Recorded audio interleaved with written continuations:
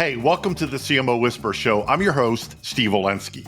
Part marketing practitioner, part ad agency veteran, part journalist. I was a writer for Forbes for 10 years.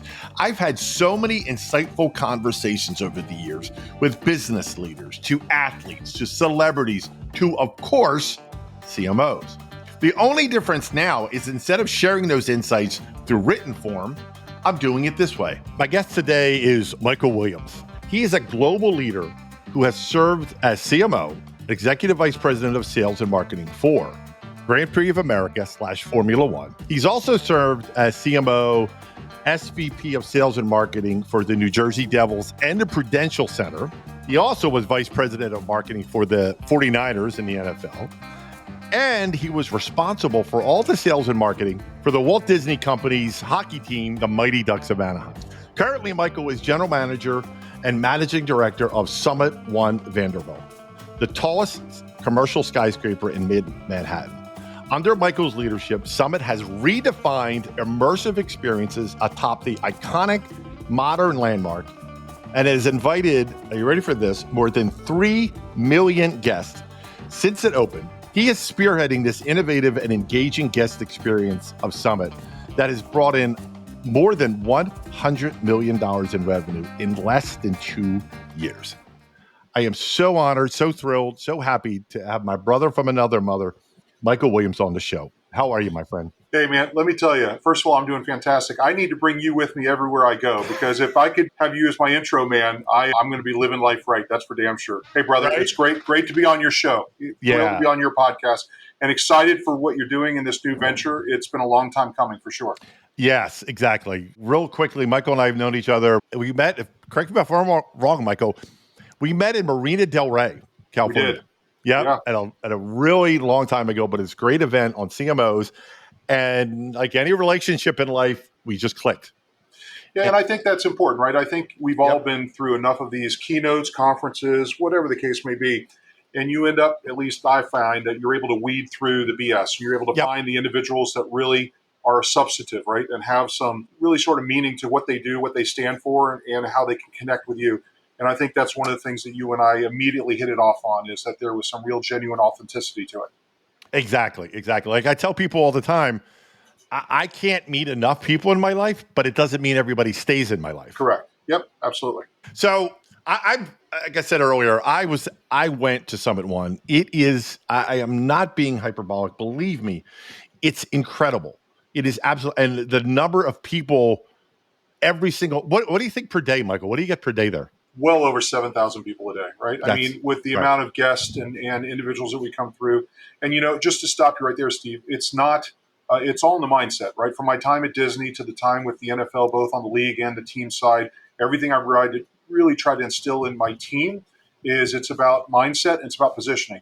So it's never people coming through our space, ever. It's about guests, right? Yep. It's about people that are coming through, and none of our employees are ever referenced as employees. Everybody's an ambassador. Similar to that of Disney and cast member, it's to set a tone early. And once you do that, it's something that then ultimately then continues through every decision, everything that you do. It has this great sort of ability to connect that DNA from what it is you are doing and ultimately through the delivered product itself. So we've been very fortunate to do this with Summit One Vanderbilt. All right. So since you went there, and I love that, let me just ask you a question from, because you have the CMO background, right? Yes. To what you're doing now. To CMOs listening right now who are like, I don't know, CPG, for example, right? What can they learn from what you're doing right now? I would say, and I know that's a heavy sigh as we get into this, because we could spend the whole time just on that question itself. But it's really getting away from this idea of the consumer relationship and understanding it's about the just the relationship. Remove consumer. If you ultimately work to deliver a better relationship and a better experience, at the end of the day, the byproduct, the end result is going to be more revenue, more sales, and ultimately a higher instance of them ultimately selling for you. I hate using that term, but one of our greatest successes we've had so far is that we have done a fair amount of traditional and strategic marketing, if you would, but our largest growth absolutely has come from the people who have come through the space evangelizing it for us. Yep. Becoming ambassadors, right? And we have ultimately then taken that into the marketing message and the campaign that we have right now, which is taking this idea of listening to what our guests and the people who have come through the space tell us. coming through, it felt like this. It felt like any number of things. And each of them are unique. Each of them are authentic. Each of them are very genuine. And I think the more you can get away from this idea of trying to just create a summarized sort of idea of how you're going to speak to everybody and how you're ultimately going to deliver on this idea of it's relationship based, I think you would find that the results would ultimately speak for themselves. I really do. Yeah. Right? It's not, listen, there's groups out there and there's businesses and companies out there that want to market and ultimately position themselves as a commodity, and that's fine. There's a place and a room for that in the marketplace as well. But you're always going to be undercut, right? It's about creating this relationship through the brand with that end user and recognizing them for the value that they are and what they bring to the table, and then ultimately recognizing how it is that your experience can translate and ultimately transcend this, across any different levels of thing. Connection through motivation, ultimately through conversion, most important to that next step of that funnel, which is ultimately then consideration. Considering not just that you would do it again, but that you're willing to share that with somebody else within your circle. That is probably the next step of that funnel of how I'm taking it from awareness to motivation to consideration to ultimately then the sharing aspect of you're willing to then take it a step further and share it with your very limited, very valuable circle of influence and those people that you interact with, because that becomes really the next step of the funnel. It really does. Mm-hmm. Yeah, it really does. And I love how you put that what you're doing and what you believe in and what you espouse is applicable to any brand, right? It can be a CPG brand that has no interaction with the consumer. You still have the engagement and the experience. Completely. Just look at what the NFL did, right? They were brilliant in doing this several years back, which is where they transitioned away from the idea that their brand was all about football, right? This transition, and everyone has seen it to the point where it's truly about entertainment. So when you get down to the idea of what drives their brand, it's about intense, meaningful, and unifying moments. Truly, that's what it is. Everyone understands the intense aspect of what football brings to itself, but more importantly, it's about unifying opportunities, right? It's about meaningful. There's only so many games, so each one, you can't miss it. You have to be part of this. And this isn't something you can do, passively on the side. You have to be engaged. You have to be involved. And you want to be involved because everything is so meaningful. And by the way, it unifies people together. Human beings are communal by nature. And if you can offer people the chance to do that at a higher level, then it ultimately just continues to extend and further that touch point of what your brand does with the marketplace. Yeah, exactly. All right, I got to start off with, or not start off because we went down that path, which was great. But I have this standard question that I ask everybody because I get asked almost every day.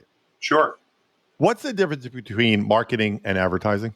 Well, yeah, I'll tell you, I'll step back further. There's a huge difference, but it's more importantly, it's the responsibility in the difference between marketing and advertising. Marketing really has to step back and is always step one of recognizing really what the brand stands for, what the DNA of the brand stands for, what it is you're looking to accomplish, what problems we're trying to solve.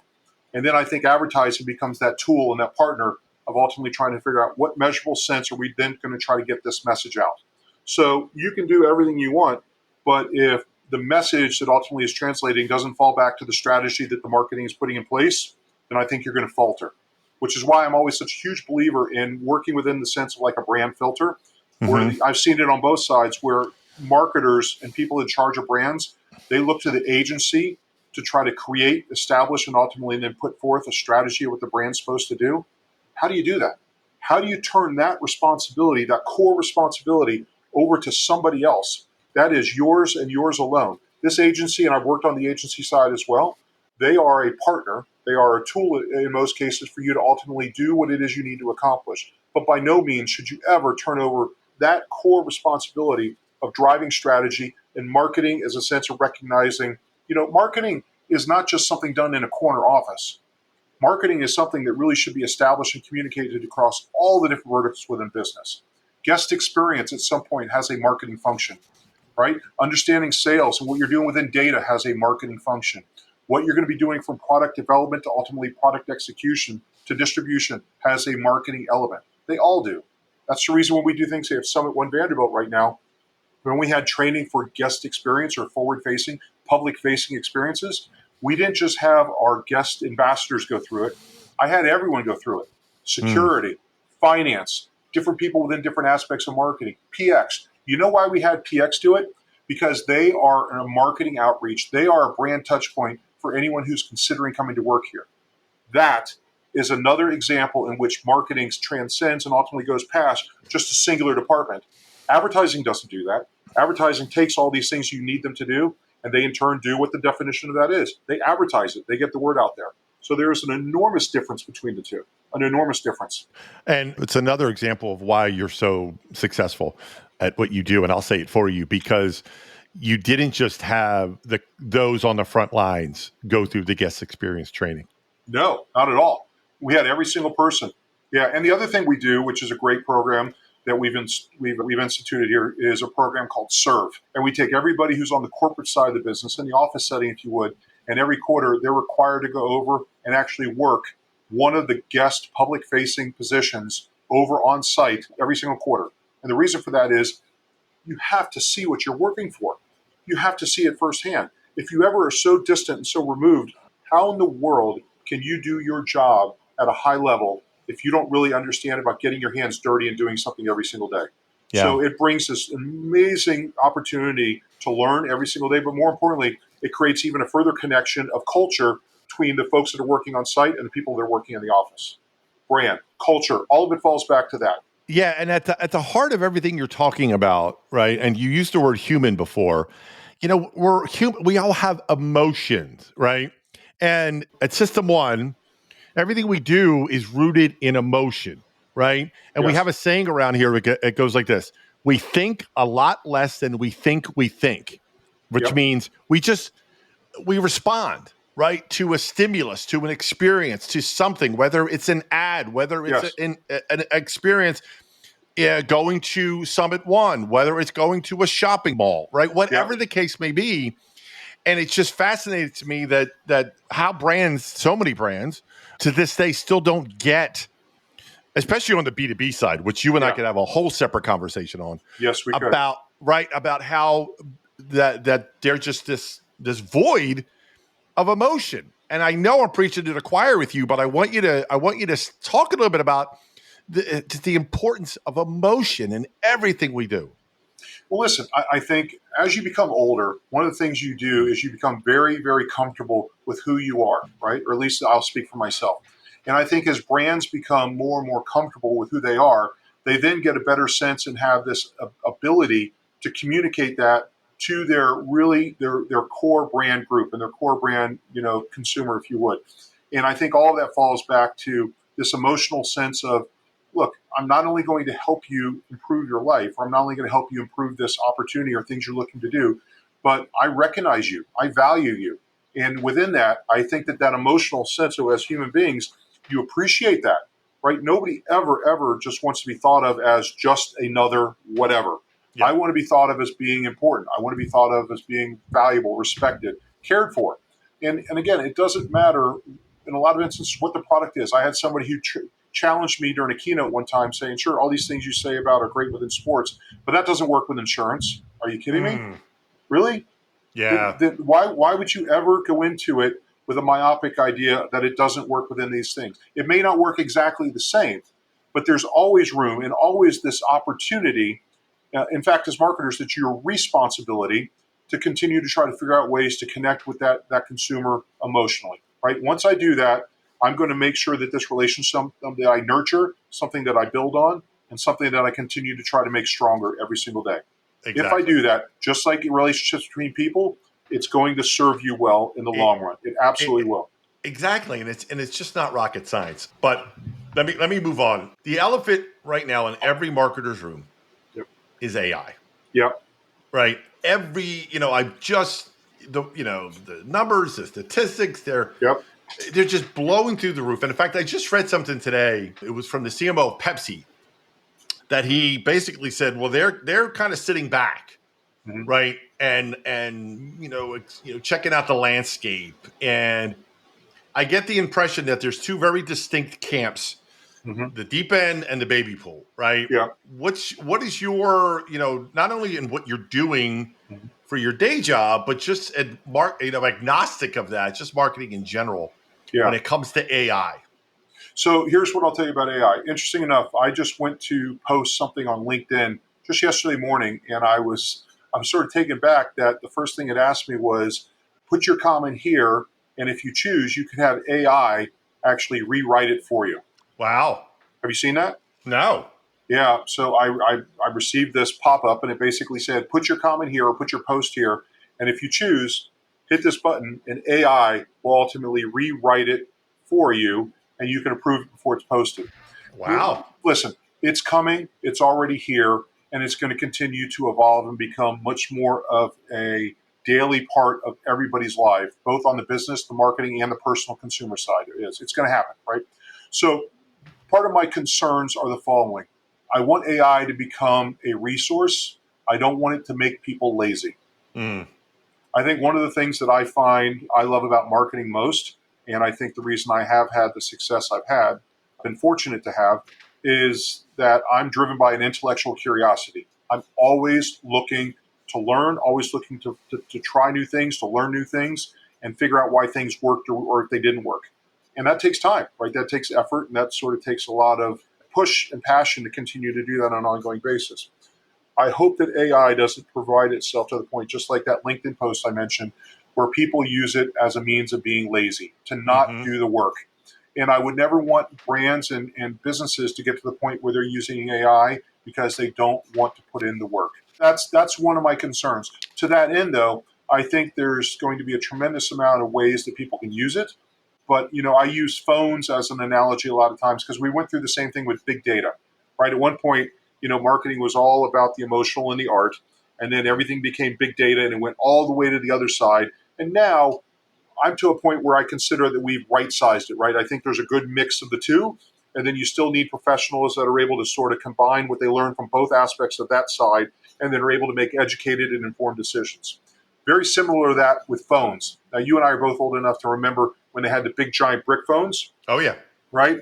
And they were enormous and they were huge and unclumsy and the whole thing. Then we got to a point where phones became so small that you'd lose them in your pocket, or women would lose them in their purse or what have you. Now they're to a point where there's really across all brands really two sizes, right? So they've got to the point where they've got enough data, enough usage sort of information, and they've now figured out that there's really just two sizes, one that's a little bit smaller and one sort of mid-size, and that's it.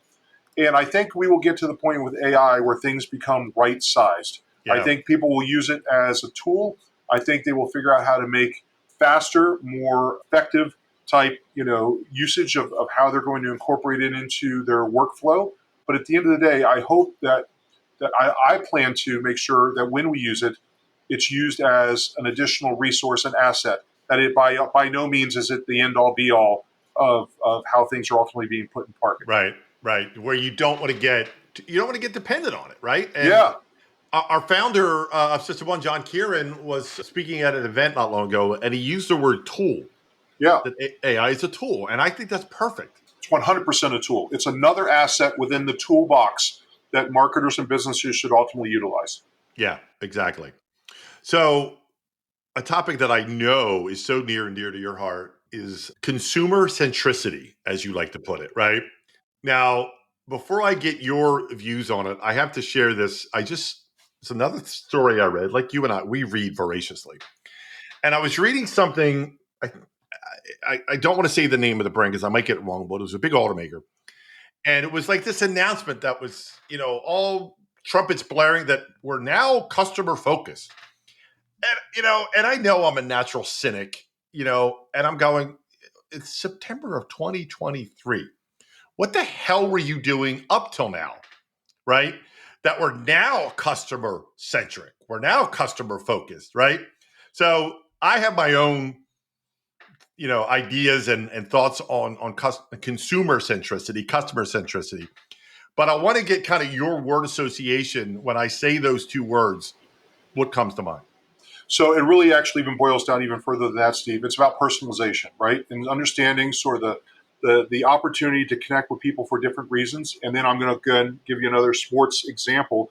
One of the reasons that I think some of the leagues have really taken off and other leagues have faltered behind is this idea that they realize different fans and different people are ultimately then tuning into your team, to your sport, to your league for different reasons, right? No longer is the day that they are looking just for nothing but a sports fanatic to come in and watch this particular sports team or this league play. They are now taking to the point where they realize there's some people that are looking at it simply for the sports, true, but some are looking at it for entertainment. Some are looking at it for immediate gratification. Some are looking at it for business. I know some people that ultimately interact with certain leagues and sports teams because of the philanthropic and community effort of what they do in the case. So in each of those instances, centrally sort of driving back to the consumer, or in this case, sort of that the public or the sort of the general person that you're interacting with, it's about understanding how you personalize and centristically sort of put it back to what's important to them, right? So for us at Summit One Vanderbilt, the reason I think that we've had the success we've had is really under the understanding that we didn't create it or we didn't ultimately put it in place where we mandated every single person who came through had the same experience, right? So it's not a timed event. We allow you to stay for as long or as short as you want. We allow you to basically create an opportunity for you to establish your own experience as you go through, which personalizes it. But more importantly, it doesn't matter if you're old or young. It doesn't matter what language you speak. It doesn't matter if you're an introvert or an extrovert. What we do, and we position ourselves as such, is we're not an observation deck. We are this immersive guest journey that allows you to come through and become a storyteller in your own right, for as loud as you want to be, or ultimately as privately and quiet as you want to be. But every single person that comes through. So within that customer centricity or sort of that personalization of that relationship for us, recognizing every decision we make falls back to that central point of that's how we ultimately are going to move forward. Strategically, business-wise, ultimately fundamentally, and then modeling what we're going to be doing in the future. Yeah. And again, like I said earlier, what you just said is applicable to really any brand in any industry. Absolutely. Right. Right. And that's your point, right? Completely my point. The things I'm doing now are some of the things I did within sports, right? The things I'm doing now are some of the same things we did within, be it hockey, be it Formula One, be it the NFL, what have you. It's about just recognizing, right, that you have to understand that what you're offering is more than just, unless you are offering more than just a single sort of point of your brand to individuals. And in doing so, recognizing that people are going to be coming from different areas for different needs and different wants. And I want to make sure that I address and offer those different needs and different wants an opportunity to connect with me and interact with me and our experience and our brand on multiple planes, multiple thresholds, multiple platforms. And in doing so, I'm not just doing it for me, but I'm doing it for any number of customers out there. So it allows more channels, more opportunities for interaction and touch points, but then most importantly, more opportunity for me to grow and ultimately drive my brand. So to put the customer front and center, which we know every brand talks about, right?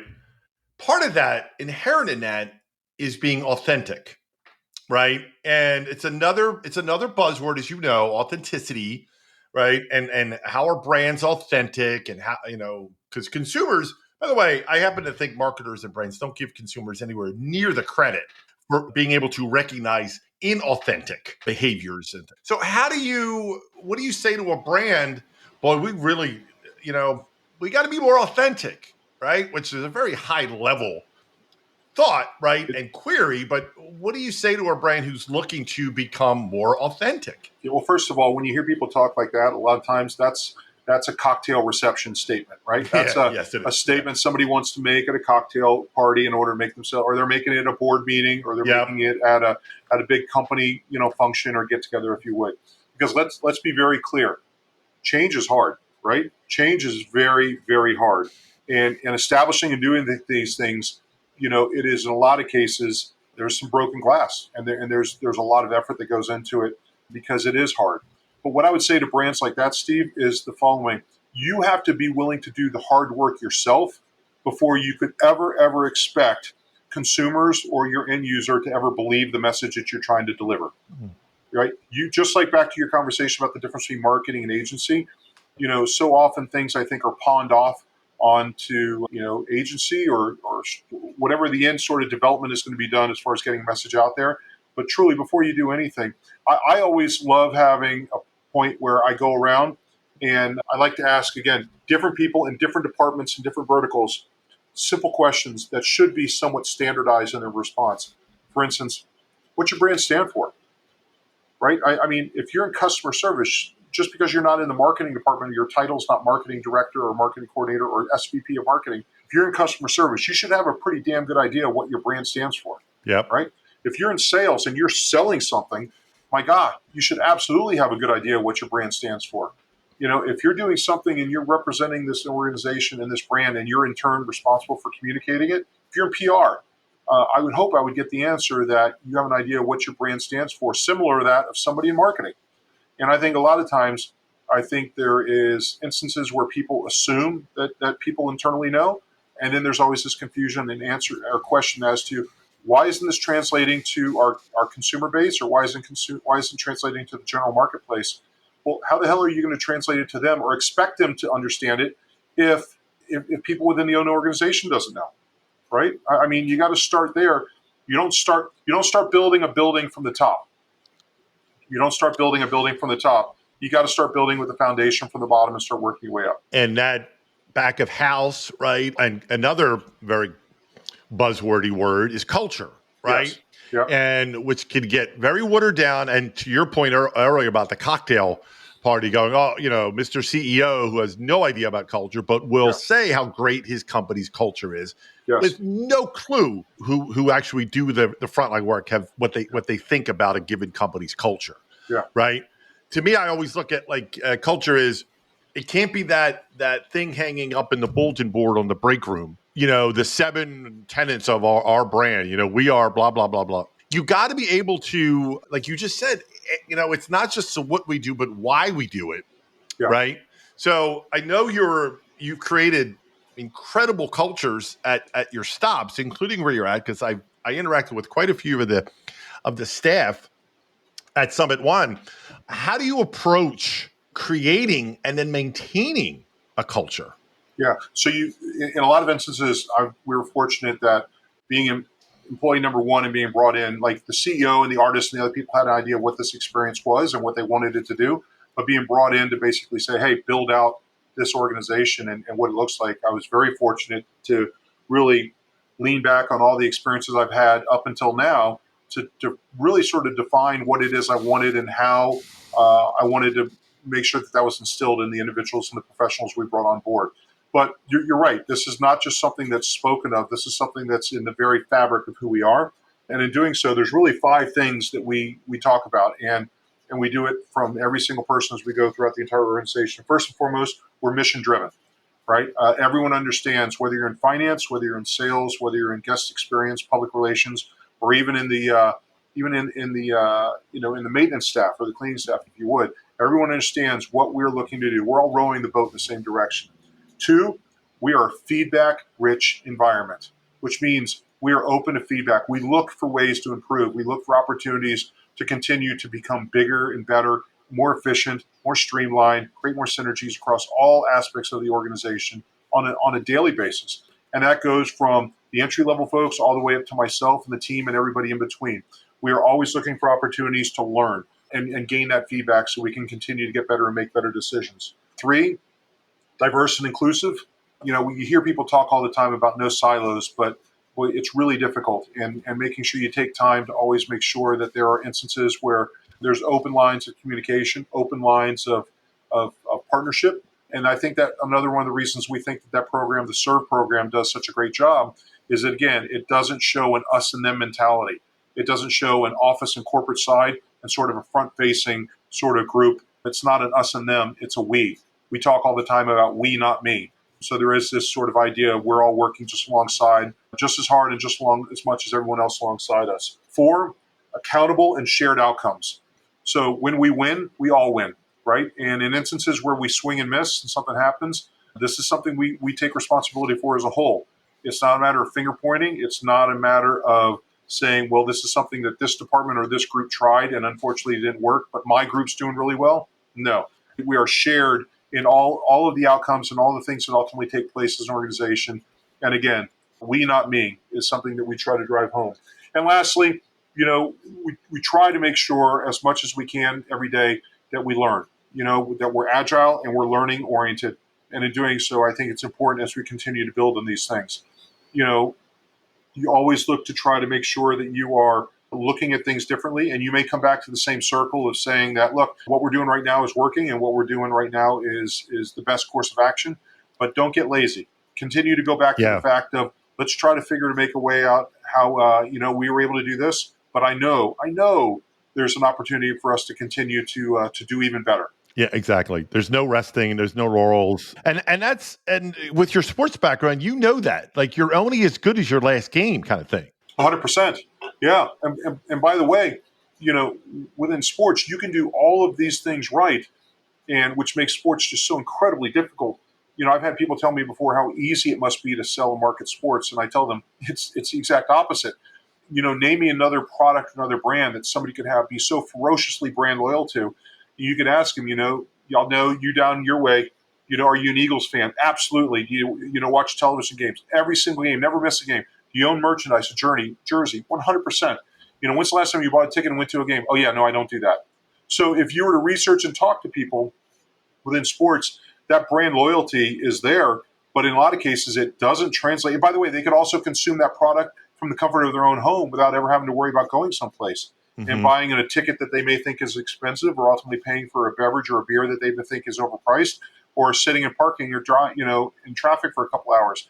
So this idea of trying to get people to come in has to fall back to those core characteristics we talked about, which is authenticity, sort of this genuine sense of how I connect with these guests, delivering a centristic sort of approach to our guest and our fan experience. Yeah. All of these things can be applied no matter what it is you're doing. Really can. Exactly.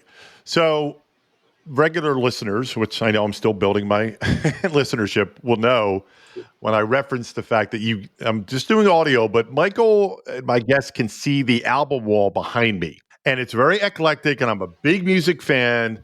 And I like to wrap up every interview with a couple questions about music. And the first one is, so my favorite song of all time is a song called Lean On Me by Bill Withers. Now, showing my age, but whatever, that song's always resonated with me. And those who know me know why that song resonates with me. So, yes, I'm putting you on the spot here, but is there a song, is there a lyric, is there an album, is there an artist that just comes to mind, and like that song, that lyric, every time I hear it means something special? So I think you know this about me, but so I'm a musician, I'm a drummer. And I play in a band with a bunch of buddies and friends. So I have a very wide and diverse love and appreciation for music, really, across all spectrums. So to try to pick one, God, I don't think I could do that. But what I will tell you is one of my favorite bands, especially within the last, my gosh, several years, is the Foo Fighters. And it was Dave Grohl who had this just incredible quote in which he said the thing that he loves about music that makes it so different than anything else is you can sing a song or a lyric in front of 80,000 people, and 80,000 people will sing it back to you for 80,000 different reasons. So for you to tell me and ask me what is my favorite lyric for me, I would say I have different lyrics that mean different things at different points, right? Depending on how you're listening to it in the context and such like that. But yeah, just the other day, with Jimmy Buffett passing away, I grew up in Miami, right? So he had, in one of his songs, there's a great line, which I will give you because you're pushing me to give you one, so I'll give you, but by no means is it my favorite, but it's a really, really telling, right? In one of his songs, he said, it's a fine line between Saturday night and Sunday morning, right? So you got people that could be going out and doing a whole bunch of things Saturday night, but come Sunday morning, you got people repenting and sort of asking for all this forgiveness. And boy, that margin becomes pretty narrow. That time between Saturday night and Sunday morning is not that different. So it's a great line. All right, one last thing on just audio and sounds. As I was putting together my studio here I'm such a musical person and just audio, this phrase came to me, Michael, the sound of marketing. Yeah. And I go, and I'm bouncing off some people like, that's an interesting phrase. So the question I ask is, what does the sound of marketing sound like to you? I would say the sound of marketing to me is that unfiltered, unrehearsed, genuine response that you get back from a consumer or from a guest or from a fan that you hear that's unprompted, right? When you get to hear someone talk and they don't know who you are and they don't know what you do and they don't know that you have any any responsibility or role in marketing, what have you, when you get to hear that behind the curtain conversations with those individuals and they tell you what they really think, that is the sound of marketing. I love it. I love it. Okay. Since you and I are big NFL fans. Yep. And we're recording this in the middle of September. You know where I'm going. You know where I'm going. Yeah. And I'll give you my prediction first if you want. You can't say Eagles. Come on, you can't do that. You're too much. That's too much of a fandom. You can't just say Eagles for the hell of it. I can be objective. I'm not like normal Philly and hometown. I don't drink the Kool-Aid. Yeah. But in the NFC, I have to think the Eagles are going to get back. And in the AFC, my preseason, which I will say, I can't change now, even though it's been 1 week. But no, I did not pick the Jets. And those listening know Aaron Rodgers is now up for the year. I did pick the Chiefs to go back and to have a repeat. And I did pick the Eagles to win because I think they're just last year. They're going to learn from last year's defeat. But your turn. Yeah. What two teams are going and who's going to win? Listen. I'm not going to hold you to it, but first of all, I have an awful lot of friends throughout the league, right? I know. This is difficult, and we're not too far. Being up in New York, we're not too far from some of the Philly fans down there that we interact with. Not to mention, I do love myself a good Italian pork sandwich or a Philly cheesesteak every once in a while. So if I don't say that, I'm going to get bad service when I go down there. And I know I'm also getting haters from everyone else, but you know what? You may find that this may be the Cowboys' years. This year, as far as what they may be doing. Cowboys against it, okay? Yeah, and I'm not saying it just simply, but you say that. But you look at some of the other you look at how some of the teams have first started, right? Yeah. And thinking about some of the folks that they lost in the offseason and the way that the Chiefs have, in fact, continued to strengthen their roster and some of this stuff. Okay. I think I may align with you on that. Cowboys, Chiefs, who wins? Come on, say it. I'll still love you, even if you say who I think you're going to say. Yeah, I know. You're going to cut me off. I'm glad you asked this at the end of the podcast as opposed to the end. Listen, I think, I don't know. I think you may find that there may be a chance that this could be the Cowboys' years. Okay. I'll stop you there because we're running out of time, but that's perfectly fine. Listen, my brother, I love you like a brother. We have been through so much together. I will tell you this. If you're listening, and I sure hope you are, and you're subscribing, if you're in New York, go to Summit One Vanderbilt, right? You can ask for Michael. Tell him Steve-O sent you. I know he won't mind. Trust me, it will be the most incredible experience you've ever had in a building, in a physical structure. And it's not hyperbole whatsoever. I've been there. I've experienced it. I cannot wait to go back. So please go. My brother, thank you for being on my show. Steve, thank you so much for having me as a guest. Listen, nothing but props and great things for you in the future. I have no doubt that this is going to take off. It's going to be fantastic. And with you behind it, it's going to be, before you know it, it's going to be one of the hottest podcasts anywhere. So, Steve, thank you so much for the opportunity. Thank you, brother. Well, that wraps up another episode of the CMO Whisperer Show. I hope you shared this episode with your friends. And if you have not already, please subscribe to be kept up to date on all the latest episodes. And if you're so inclined, leave me a review on your favorite podcast platform. Thank you.